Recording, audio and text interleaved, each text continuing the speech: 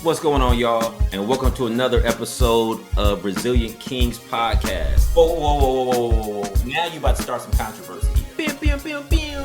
I am your host, Yaron Brown. Hold on a minute. This is a Resilient King alert. Resilient King alert.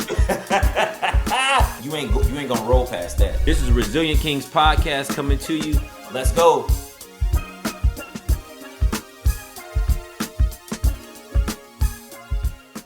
What's going on, y'all, and welcome back to Resilient Kings Podcast. I'm your host, Yaron Brown, and I have a special guest today. My special guest is a community activist, advocate within the community. He is a mentor within the community. He won't say this, but he has dedicated his life to doing work within the community and helping others. This is my brother, my boy, my hood adjacent Cali representative, Raynaldo Green. Thank you for coming and participating in Resilient Kings podcast. Thank you, brother. It's great to be here. We won't go by my government name. We'll just go by Ray. We'll go by Ray. Yeah. Okay. Fantastic. So I brought you on for two specific reasons, Ray. One is because you have a very unique story, right? Coming from California in a very unique area within California. And the other part of this is that you have been a mentor of young men for 20 years, 20 plus years, actually. So I really want to get started there. So tell people where you're from and how you grew up. Oh, wow. Do we have time for that? That's how I grew up. Okay. Well, no, it's great to be here. So I'm originally from Los Angeles, California. And, I always kind of think of myself as a Cali kid, no matter where I've lived.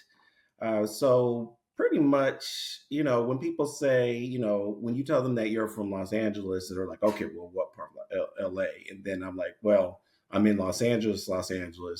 But I kind of moved around within those boundaries. So first few years growing up, I'm in South Central LA living with my grandmother on my dad's side.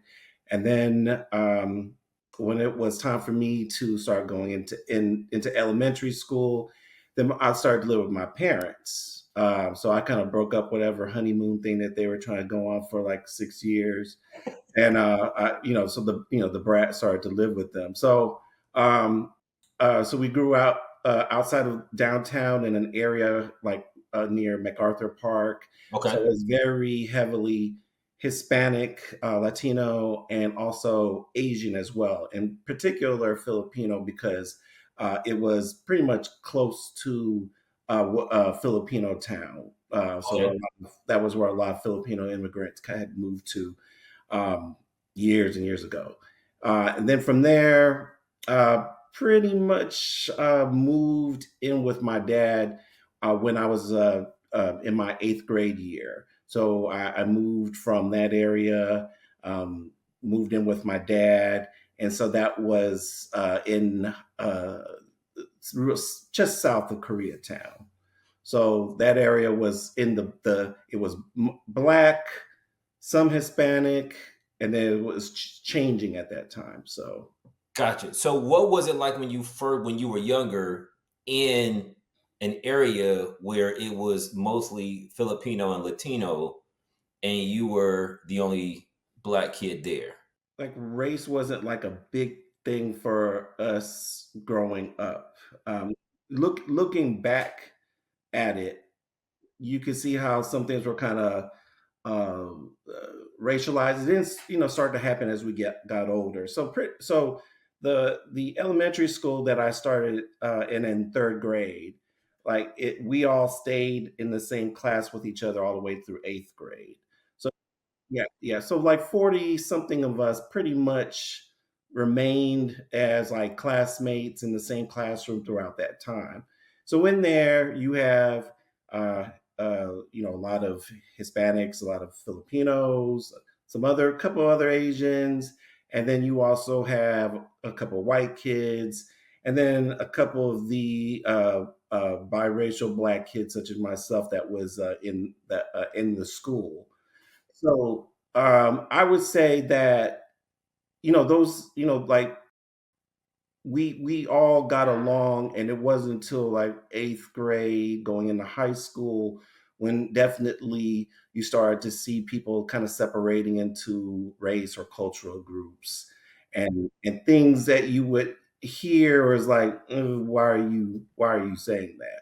Gotcha, gotcha. Now you so hold on a minute. So I believe you said now you said you're biracial. So what does that look like? Well, I'm a biracial black person, so I'm black and Filipino. Okay, gotcha. All right. Yeah. So you were living with your mom when you were mostly with the larger Filipino population. Yes. Gotcha, gotcha. And then Yeah. you were with your dad. You moved into a more uh, I don't want to say diverse because that community was very diverse. You moved into a different community with your dad. Yeah. So yeah, in the community where I moved in with my dad, who's it was it was like an area that was like, this used to be black, and it's starting to change. So you're starting to see Okay, some more Vietnamese people. There are gotcha, Koreans there, and so it was changing. So like a lot over time, a lot of the black residents started to move away from the area. gotcha. So what is it? So what was it like? Because I'm not half Filipino, of course. What was it like growing up Filipino and black in LA? It made me realize why I was never on time for anything. No,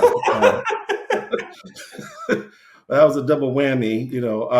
In trying to prepare for this, and trying to look back, I didn't grow up with a sense of like the things that I didn't sign. Like I never like grew up knowing that there were like attributes or things that people did based on race. So, for example, I never saw poverty. If you were poor, I never saw it as something that was relegated to black and brown people, and mostly white people were not that way.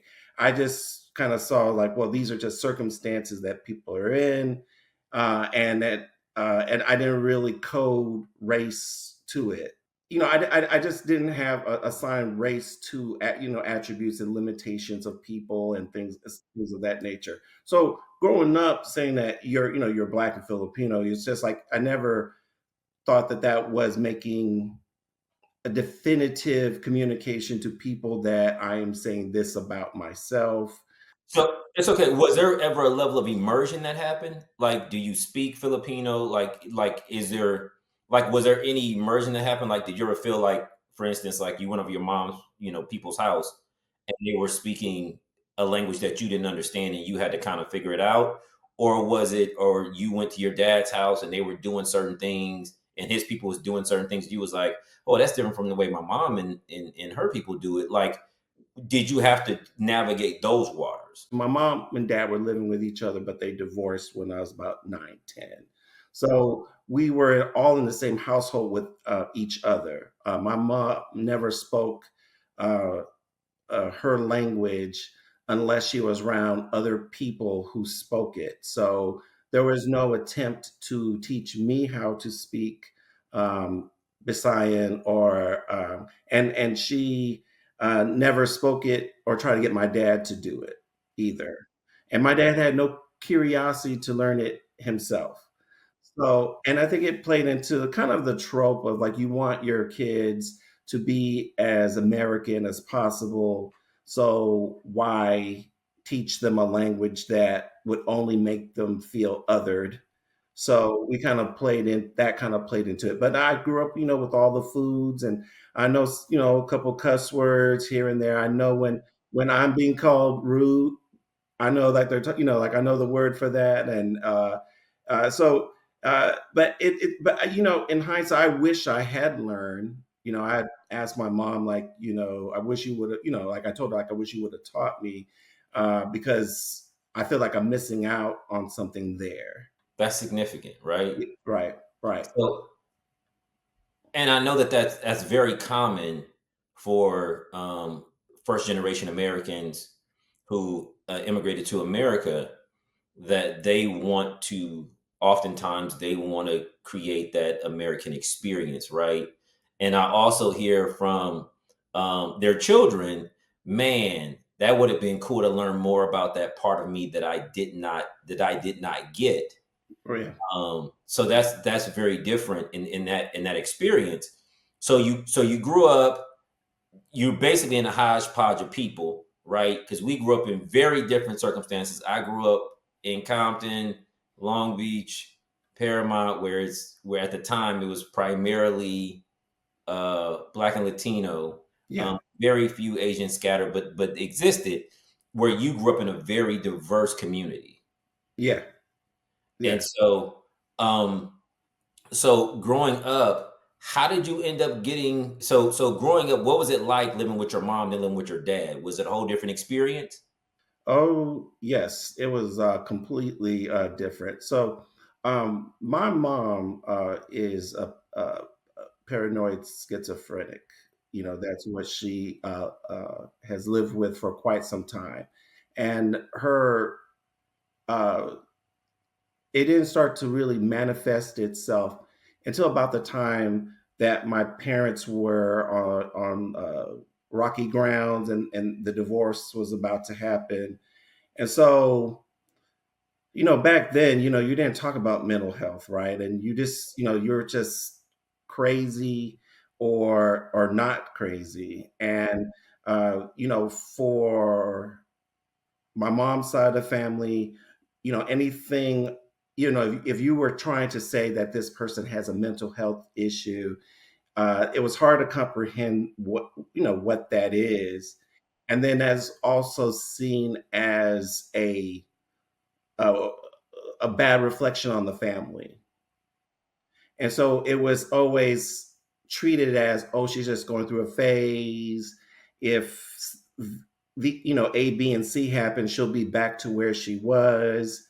So living with my mom was very turbulent because she started to do a lot of things that was neglectful, uh, abusive in some ways. And for me and my little sister, it was just very hard living under those circumstances. We had all these weird things going on in the house, like when my mom's playing loud music over and over again. She's shutting the windows and doors around with tape, and there's cardboard everywhere, and there are pictures taped up on the wall. And she's doing things like she's like boiling water while that's all going on, and it's just then so it was becoming a very unhealthy physically and mentally for me and my sister, and so that time when I went to go live with my dad, it was like I just couldn't take it anymore. So now, is that something that you chose, or your dad was like, hey, I need to get y'all out of here? That's something I chose because everyone wants to do what's easiest. And so the easiest thing to do to not upset mom more than she's already upset is to disrupt her home. But the consequence of that is that you have two kids that are suffering and she's not getting treatment for herself. So I just got to a breaking point where I wanted to leave. I just I was having this home experience that others weren't aware of. Back at school, my best friend might have known, like, you're something's wrong with your mom, but it just wasn't. It wasn't just a good situation. I just wanted to be as close to normal as possible, and unfortunately, that being passive to my mom and just making the environment conform to her meant that my sister got left behind. So she's 10 years younger than me. So she and I we're split between two households when she was 3.5 and I was 13 and a half. We're about the same. We're almost 10 Mhm. years Yeah. exactly apart. So now, so you left. Your sister stayed. Yes. Gotcha. So Yeah. now, what was? So you said that like at school, no one knew. How were you able to contain all of that and go to school and still do your thing? Well, one thing was to stay away from home as much as possible, right? So this is when you go to your friend's house and you're playing video games and you're getting your homework done there. You know, you're,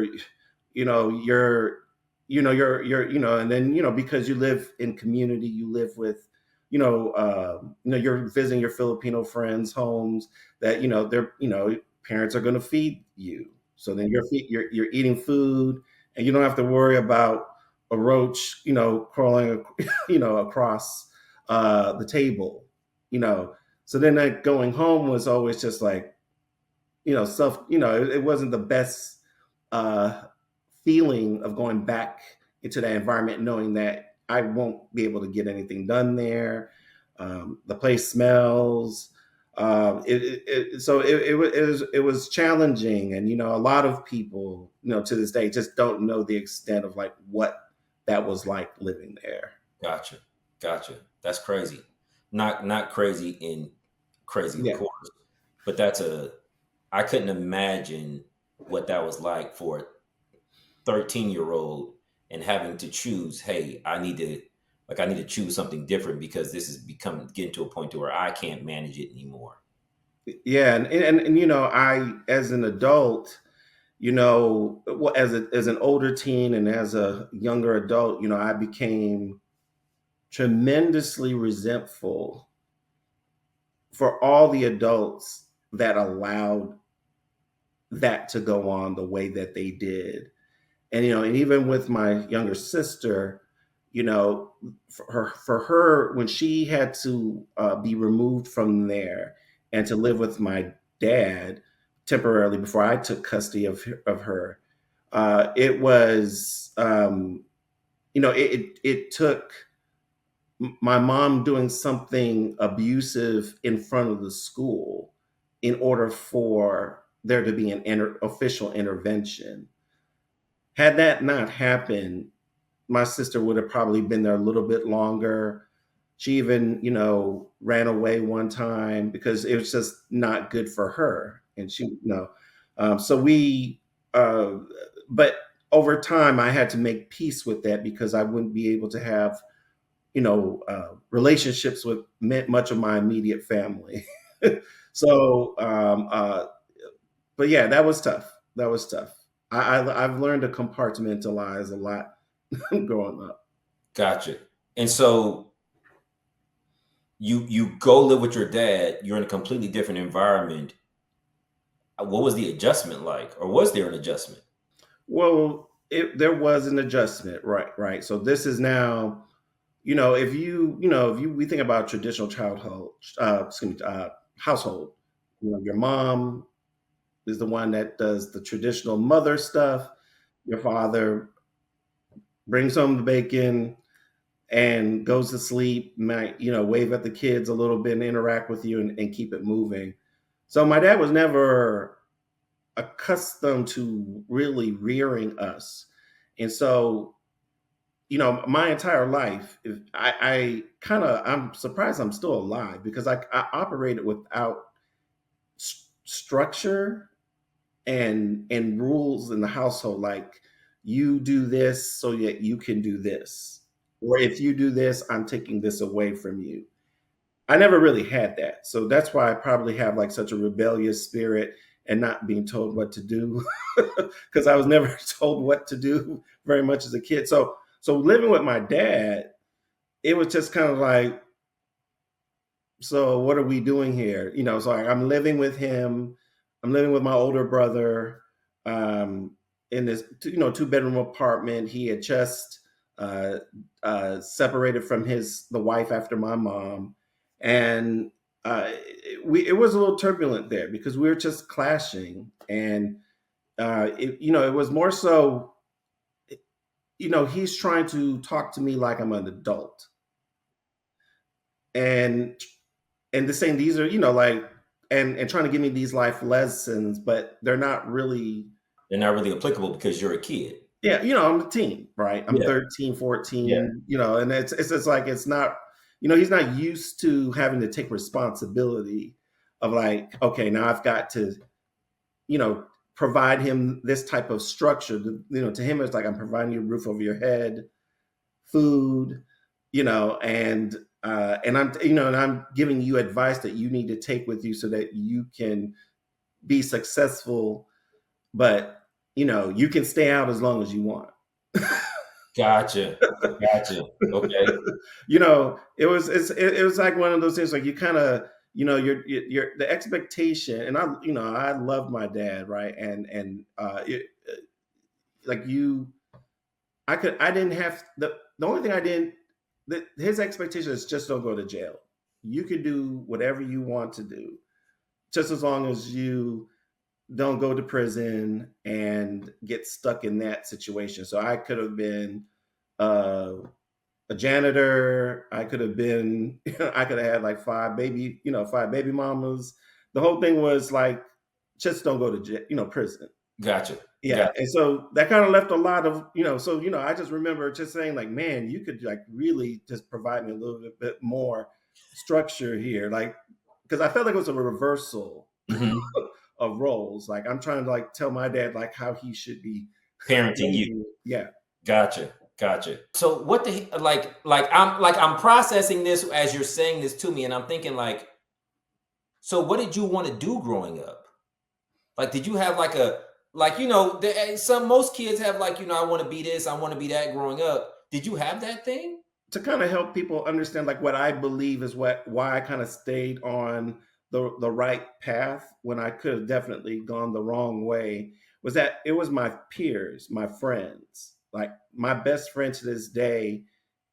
I met him in third grade, and then my friends and my peers, we've all kind of stuck with each other over time, and so it's always that thing about trying to keep up with everyone, right? So if you're in a group, now we're thinking of high school, right? You're in a group with a bunch of nerds to varying degrees of nerdiness, that you're trying to like keep up with them. You can't be the friend that gets the C's, right? Right. So that kind of kept me on that. Like I'm supposed to go to college because everybody else is going to college. Like I'm going to a private school that's trying to steer all of us going to post secondary education. So Hold that on. all You kind go to of, private school at this time? huh? You going to a private school? Yeah. How'd you get into a private school? I applied and took the test and I got in. Who helped you in that process? Well, I was still a decent student. I wasn't a I was in from elementary to eighth grade, I was kind of like a lazy student. I Okay. was just getting by. Okay. Took an entrance exam like the rest of my friends, and the everyone that really wanted to academically excel, like Loyola High School was like the the benchmark. So like if you get into Loyola, you really have done something. So I went, I applied, I interviewed, and I got in. So And who put you on though? Like who was like, hey yo, we going here. This is what this is. you have alumni that come to the junior highs, I guess at that time. We Okay. were uh, K through 12 school, excuse me, K through 8 school. So they came and they talked a little bit about the school, and Loyola had that reputation as well as some other private schools. And then Loyola just happens to be right down the street from my dad's place. Gotcha. So it Okay. just made sense just to apply to go there.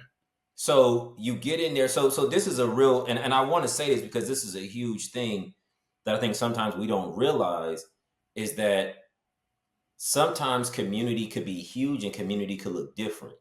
Right? It sounds like for you, community was your your peer base that you grew up with, Yeah. and they kind of insulated you to some degree so that you succeeded. With them knowing or with them not knowing, there was a level of insulation there that kept you to some degree safe. Yes. right? Yeah. And I want to say this because I always throw these out here, right? This is a Resilient King skill, right? That you guys need to know. And I'm not gonna hit the button today, right? Because I normally hit the button today. I'm gonna hit it right now. Pew, pew, pew, pew. So this is what I do, right? Because Okay. I don't have the button because we ain't there yet. So Okay. We will get you there. we're gonna get me here. We're gonna get me there. So saying that to say a Resilient King skill is being able to have community, right? That the people you're around can definitely govern the direction you go in. And what I hear you saying, Ray, is that the direction, like you had a peer group that you were,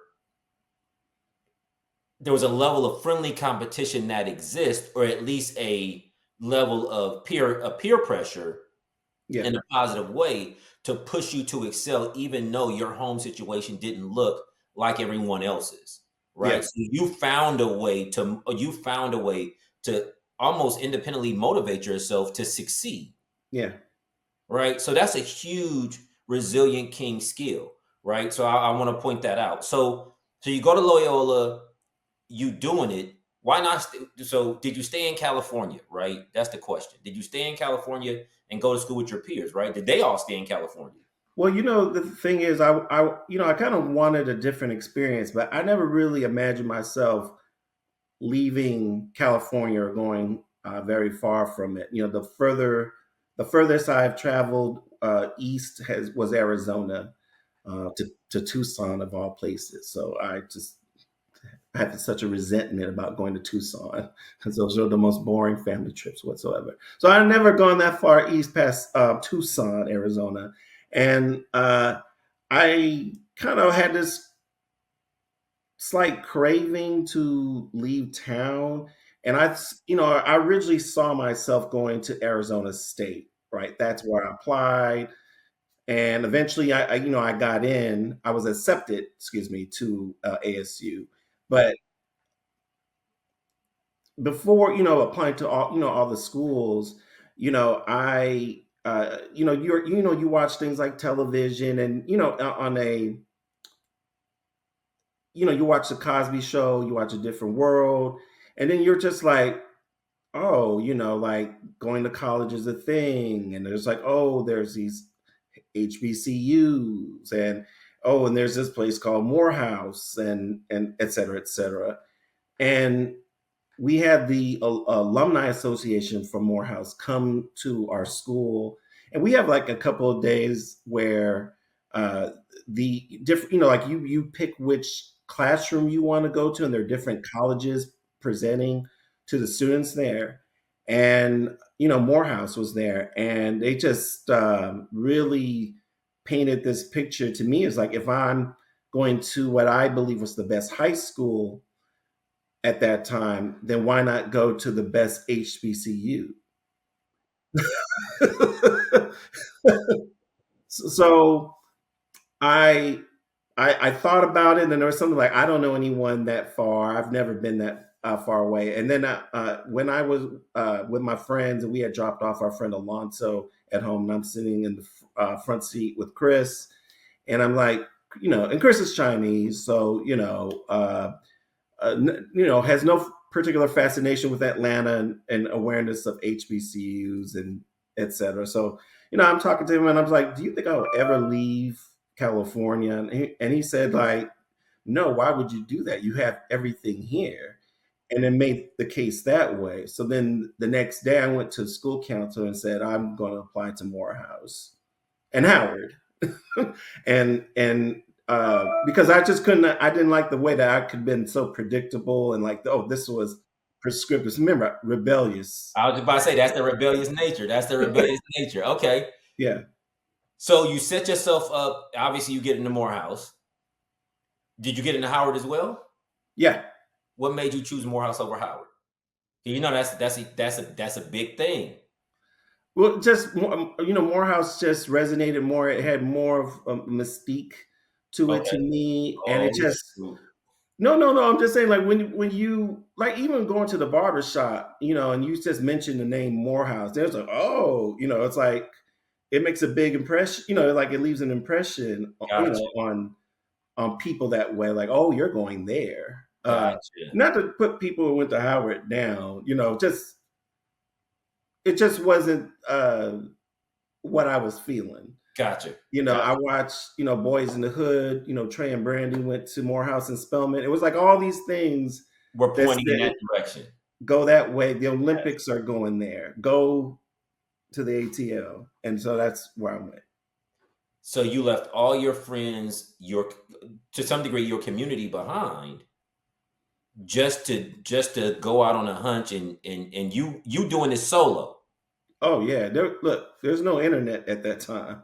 So, all I have to go on is like brochures and word of mouth and things of that nature. And literally what it was is, here's one big old suitcase that your dad owned, and you put whatever you could fit into it. And basically, my friends and my dad, of course, went with me to the airport, saw me off, and that was my first time ever going to Atlanta. First time going that far east, first time going to Atlanta. Yeah, and just got into a days in hotel near Georgia Tech for a couple of days, and then went to the house and checked myself in. Man, that's crazy. So you get there. What was going through your mind at that time? Like you doing this all independently. Are you just at this point, are you just so used to being independent, like it's no big deal, or are you shocked? What's going on? I guess I'm in for the experience, right? Like I'm always like, well, let's give it a try. Let's do whatever. I thought of it as an adventure. So hold on a minute. Pause right there. What? What I say? Again, that's a resilient king skill. So let me hit the button again. Beer, beer, beer, beer. That's it. That's it. So you didn't see an obstacle, you saw it as an adventure. Like, what's Yeah. the worst thing that could happen, right? I'm gonna go back to California. The worst thing that could happen. Right. I mean, you can't rob much from me. I didn't have much money on me. So So it was just, I'm gonna be here, I'm gonna figure it out, and that's just what it is. yeah, pretty much. And now I wasn't the only person from my high school that was going to Morehouse, right? So there were five others. And I think it was since I've been keeping an eye on it from our alumni news, like I think we were the largest group of six of us to ever, leave Loyola to go to Morehouse. Yeah. So even though the other five, I was cool with them, they weren't part of my immediate social circle.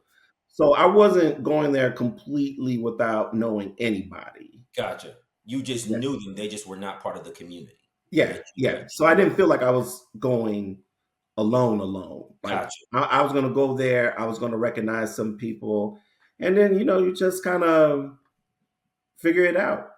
So was Morehouse everything that you thought it was? Is it? I don't want to get Mm. you. Hold on, man. Let me change. Maybe I need to change that question. Was the experience, because I don't want you. I don't want to. Hey, like I don't need no more house brother coming on here acting a fool. So did you get what you wanted out of the experience? Yes.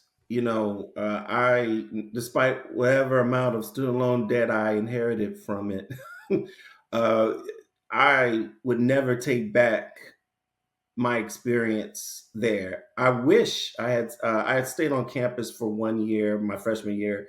I should have stayed a second year for my sophomore year there to really get more of the campus culture and things of that. But I wouldn't turn any of it down.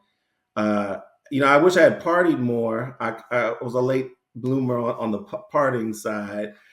Yeah, but my thought process was get all the A's at the front end, and then you can.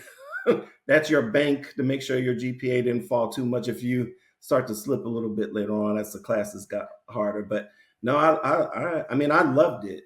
I truly did. Like I've made friends, from for a lifetime from that, and I met so many different Black people from different parts of the country, different parts of the world. And to be in that microcosm of 4 years of being around the brightest, uh, well versed. I mean, it was just very great, and that experience includes interactions with Spelman and Morris Brown and CAU students, because it was just really a great time, great experience, and I learned so much. Shout out to the AUC. Shout out to all the AUC alums. Shout out to all of y'all. Yes, definitely being in that area is definitely, I'm sure, was very enriching. And just, it was just, we're steel sharp and steel. You guys are all in there trying to figure things out. Even though I will say, y'all a bunch of jokers from Morehouse, y'all show like to keep test answers to yourselves. But I'm gonna leave that part alone. Uh, so Man, you got to do the work. But I mean, really, going back to when you were also talking about like blackness and culture and things like that. Like, I never really thought that. Like, again, I never attributed attributes to black. Like, only black people do this, or like, you gotta like play spades. Like, all these checklists of things that black people do. And going to the house really exposed me to all that, and it was really um it was where my blackness was challenged. I never really grew up as one of these, like, tragic Mariah Carey type people that felt torn because they weren't black enough or they weren't whatever enough. I always felt very secure in who I was. So when coming here, it's like, oh, you don't do this or you don't do that. And everybody, I just didn't have any, I had to learn those first 2 years to kind of catch up to certain things. Like, I had never seen The Color Purple. I had no idea what the references were. I was like, man, I need to see this movie.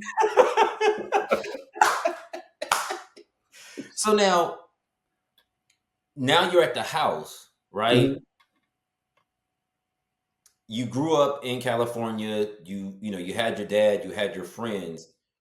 How are you cultivating masculinity and manhood during that period of time? And then how did it change at the house, or did it change at the house? I think, this kind of plays into where I am professionally today, working in the nonprofit sector. So I'm going to go back to high school. And so one thing I would say about the Jesuit education that I received was that we were always in the spirit of giving back to the community. So, like, we were doing community service uh, as embedded in what we do at that high school. Like, our for the month of January in our senior year, like, we have no classes. Like, we are out doing community service for that month, and going to the HBCU, and thinking about, like, what is like masculinity and things like Yeah. that. Like, I've always kind of thought that a man is like your typical things, like, you're a provider, you're a protector, you're things like that, and those are masculine things, right? And as I've grown, I've kind of not necessarily attributed, like, these are like manhood and masculinity aren't like equal things, right? Like, so we don't prescribe that only men do these check mark masculine things. And but where Morehouse, and just my experience in AU, it really helped cultivate the leadership aspect. As someone that takes charge, and takes accountability. Uh, you a life of learning. Those are the kind of the things that kind of helped formed to me what being a man is. Gotcha. Okay. Okay. Okay. Outstanding. So now, But I still fell into the trappings of like, um, you gotta, talk a certain way. Like you kind of. So this is part of the thing about being a blurred, a black nerd. Like you Okay. you Did you you make that name up? Did you? blurred. A It's a blur. thing. A It's a blurred. It's a name. thing. It is a Okay. thing. Yeah. Okay. Shout out all the blurs. Yes. We're out there. Okay.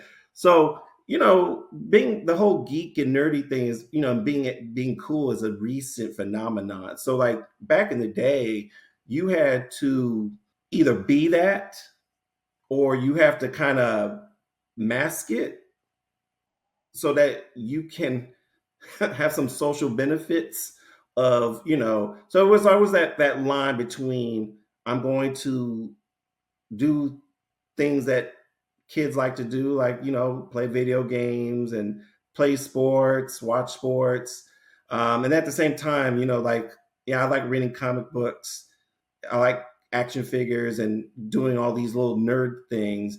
And but trying to find the balance between all those things and then making sure that you're walking down the street and not and making sure that no one's going to want to mess with you.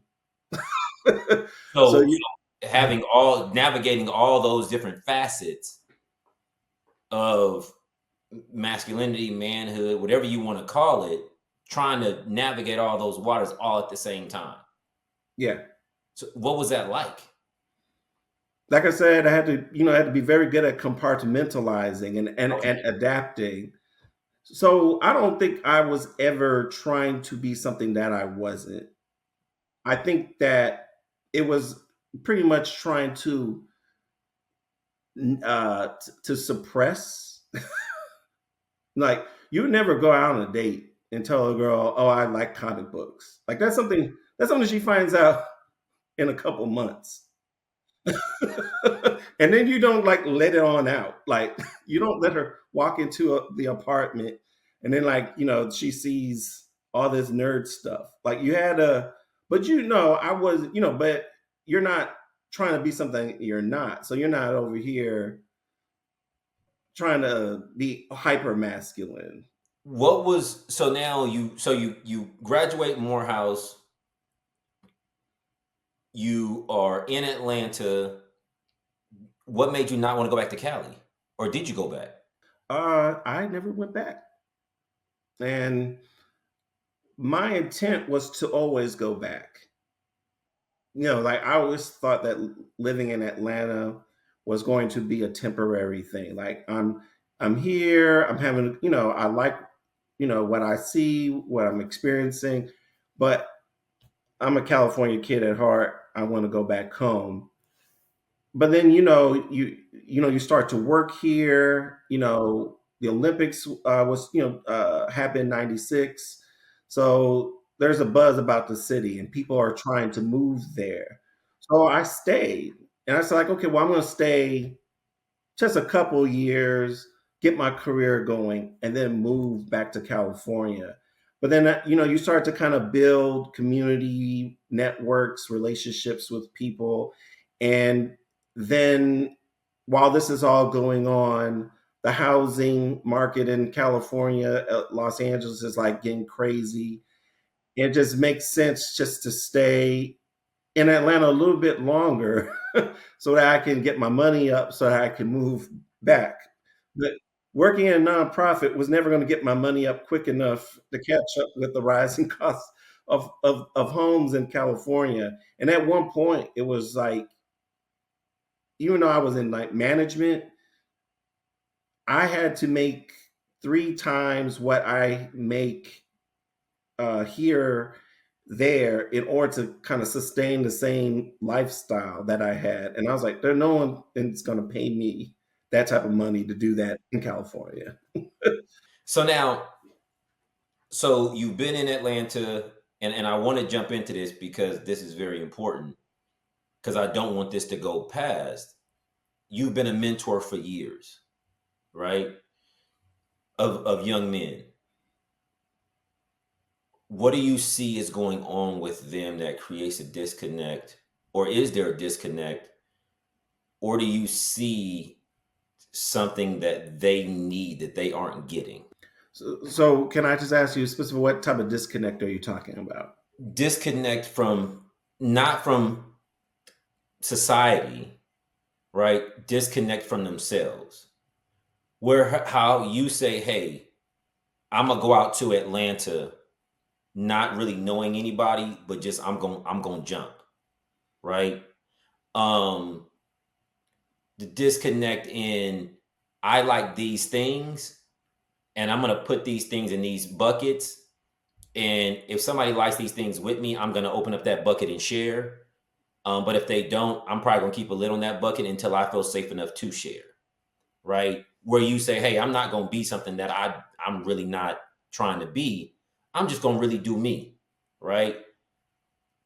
Is there a disconnect growing, being a mentor for the number of years you've been a mentor for? Have Do you see a disconnect there where they're unable to do those things and have that space? Do they feel safe enough to be themselves? I think that young people probably have more freedom to be themselves today than in the past, and it's easier to find others that believe or think like you do because of social media and stuff. So, like, you're not relegated to your immediate neighborhood apartment or the kids at school. I think that, to me, it has always been exposure and getting kids. I don't want to say like you need to get out of your community, because I don't want that to be misinterpreted, that you need to escape it. But you definitely need to be introduced to new things so that you understand that there are possibilities out there. I think for the young men that I've worked with, or been I've mentored. It was always been about, you don't have to do these five things. You're not relegated to these five choices. You can have 15, 20 choices, but you need to be able to see others doing it and having people to tell you how to get there, or and like what things you need to do to kind of build yourself towards that.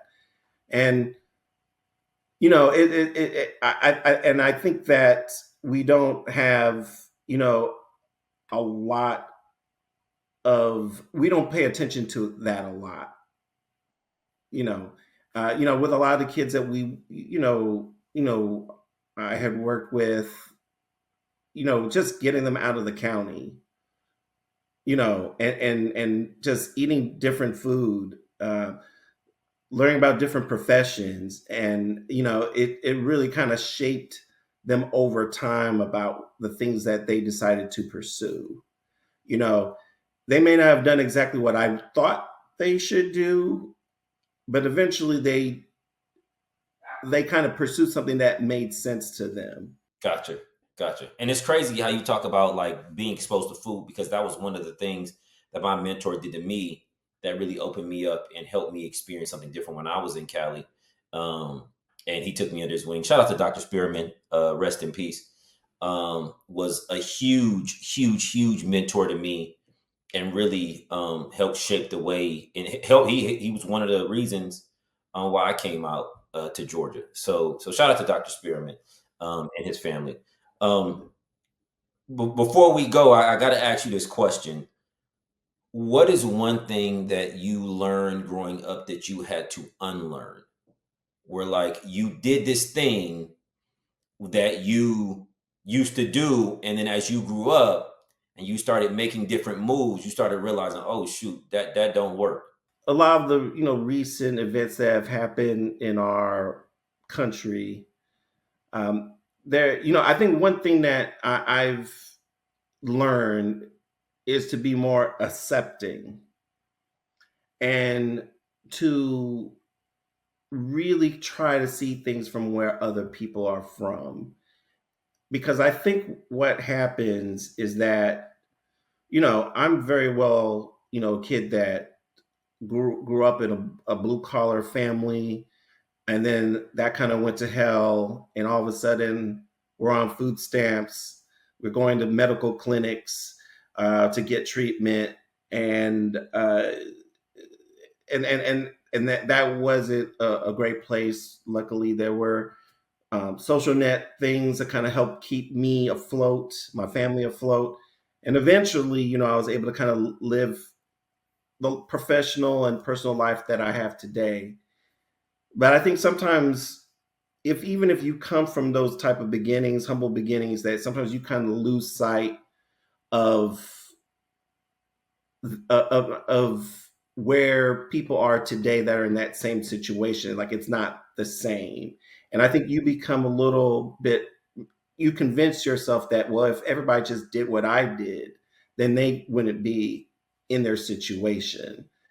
And I've kind of had to, and so that a lot of this comes from, being a part of the talented 10th, and being a part of this uh, black bourgeoisie, you know, uh, place. And it's so easy where you can start looking like you're doing people in the community a favor. Like, it's almost like a looking down at people. Like I'm and to really see where people are and to understand like how they got there is really takes a lot of patience, and really trying to force yourself to think like, like one thing, for example, I was explaining to a buddy the other night that, if you're a parent, working parent, let's say you're a single parent, you got a couple of kids, you're being able to get your kids to and from school, making sure that they are able to eat, do their homework, and all the things that go along with that. You don't have the luxury of being able to take a mental health day off because you're going to lose money because you're an hourly worker, or you don't have the ability to really sit there and absorb news and to counter resources to make sure, news sources, so that you make sure that you're getting two sides of a story. When you're trying to unwind, you're going to get on TikTok and things like that, and that's how you're getting your information. Whether that's right or wrong, that's debatable. But you just have to understand that how people made their choices is not. It should be based off like having to put yourself in their shoes. Like, they're not you able to listen to podcasts while working from home. Like, and sorry, but you know what I'm saying. But I get what you're saying though. Yes, accessibility is limited, right? So, and how information is funneled, um, that plays a role in individual circumstances in how they're living it, and that's a great point of learning something and have to unlearn something because you grow and understand different circumstances, situations, and you gain perspective, right? Oh, I do want to say one more thing, because I want to go back to that masculinity thing topic, and how I've kind of changed in this way. I think maybe you, and maybe with some of the other fellows, that we were having a conversation years and years ago, and we were talking about kids, and the thing came up as if one of our sons wanted to take up ballet, and what we would do if that happened. And I was such a big person about, like, oh hell no, there's no son of mine that's going to be doing ballet and all that. So where I am today, I just had that so wrong at that time, and really, you know, my role as a mentor, and the kids I mentored had to get me there, was that my job is to make sure that you become the best possible human being, and who you're meant to be, not what I expect you to be. Right? I'm here to prepare you for the future, and to tell you as much as I know to get you there, but I'm not here to really deny who you are and what you want to be and the things that you feel passionate about, because I'm stuck on some bullshit. So, so like today, I just like, if I had a son that wanted to do ballet or do something that I didn't think was a masculine thing, it wouldn't be my choice. But if that's what they want to do, I'm going to make sure that I do everything to make sure that you do that well, or to at least explore it to see if that's what you want to do. And I just getting caught up in what's masculine and what people think, that the only thing that matters about how you feel about yourself, and being able to just do things that you love to do and be around the people you want to be around with. So I don't really, I had to get there, but right now, like, I'm so like over this red pill, blue pill stuff. Like, we just gotta, I just want you to be a very good human being. That's wonderful just to hear you say that, because that's part of what Resilient Kings podcast, this whole podcast is about, is exploring the idea of who's supposed to determine that, right? And then have we bought into this idea of what it's supposed to be, this system of you have to be this and go into this way. And what I heard you say is, hey, I was there, and now I had to open myself up and expose myself, and through exposing myself to these different young men, they helped get me to a different place, and now I'm here and I can appreciate being here. So Yeah. that's outstanding. That's outstanding. And I'm going, and I'm we going to end with that. We are going to end with that. Ray, I appreciate you coming on so much and just telling your story, and I'm sure I'm going to have you on again, because we didn't even get to some other stuff that I'm sure that we can get into. So I'm probably gonna have you back. So if you allow me to bend your ear for a little bit longer, I'd appreciate it. Okay. Well, hopefully your money game will be better so that I can be fairly compensated Yes. for this. um, I do want to say, well, no, I'm not gonna say that. We'll do that in the next episode. I mean, in another episode. I do want to say though that it has been a pleasure to have you on. I hope the individuals that listen to this really gain something from it, because uh, your story is so rich, and it's so much. And It's a so lot. I really do appreciate you coming on. Um, and I just really want to thank you. It means a lot to me that you came on. Well, I would like to, thank you for having me. I've honestly have never in any type of public forum, and I've disclosed a lot of things about myself at conferences and things of that nature. I've never told any, publicly that, my mother struggled with mental illness. She's better today. We finally got her help years ago. My mom is great, in a much better place. And the moments of lucidity that she have is so refreshing. I but to part of this growth, even at this age, the age where I am now, to be vulnerable is an area of growth, and so to be able to express that here and be hopefully it helps someone, I really appreciate the opportunity. Man, thank you, brother. Thank you. All right, y'all. We coming to an end. Remember, heavy is the head. The question is, are you doing what it takes to wear the crown?